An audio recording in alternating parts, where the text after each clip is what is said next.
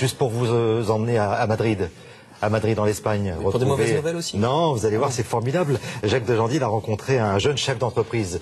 Il semblerait que pour lui, ça se passe plutôt bien. Et sachez quand même qu'il y a près de 83 000 Français qui sont installés en Espagne. Mais a priori, il y en aurait un petit peu plus. Il serait 140 000 à vivre régulièrement du côté de Madrid. On y va, Jacques ? 1997, à Barcelone puis Madrid, Philippe effectue ses premiers stages après une école de commerce. 2005, il crée sa propre entreprise et s'installe définitivement en Espagne. J'ai créé il y a 4 ans aujourd'hui un journal, qui est le journal des Français en Espagne, qui s'appelle Le Courrier d'Espagne. Ce journal a lui-même créé des activités telles l'Afterwork, qui sont des rencontres franco-espagnoles de cadres supérieurs franco-espagnols chaque mois. On réunit 600 personnes.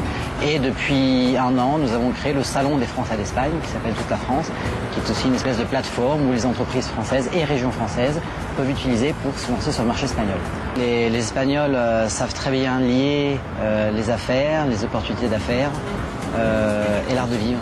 Et c'est quelque chose qu'on apprécie quand on vit en Espagne, quand on vit Madrid, qui est une ville que j'ai adoptée il y a maintenant 12 ans. Comment va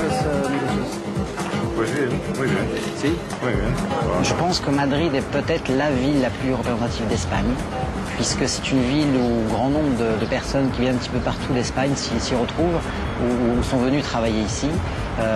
Donc finalement, c'est pour moi le meilleur miroir de l'Espagne, ce qui ne veut pas dire que c'est la meilleure en tant que telle, chacun a ses critères, mais c'est la plus représentative de ce que nous, Français, on connaît comme l'Espagne.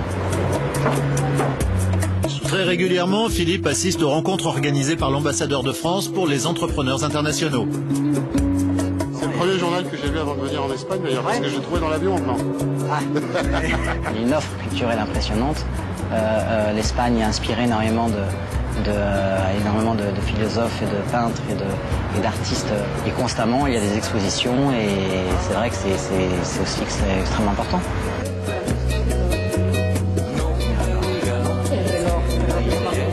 Le matin, quand je me lève, la partie de loisirs commence. J'arrive au bureau à 8-9 heures, je jouis. C'est-à-dire que c'est vraiment un plaisir de travailler.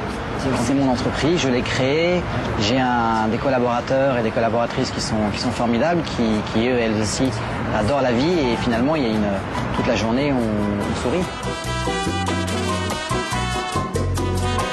Même si la gastronomie espagnole est fantastique et beaucoup de magazines internationaux placent des Espagnols en première position, la gastronomie et le terroir français me manquent, la campagne française me manque, et puis ma famille et mes amis d'enfance.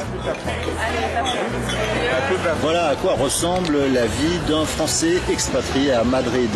Ils sont très nombreux à vivre dans la capitale espagnole, un pays qui reste la destination favorite des Français pour leurs vacances. Il ne me reste plus qu'à vous souhaiter une très bonne journée. À bientôt.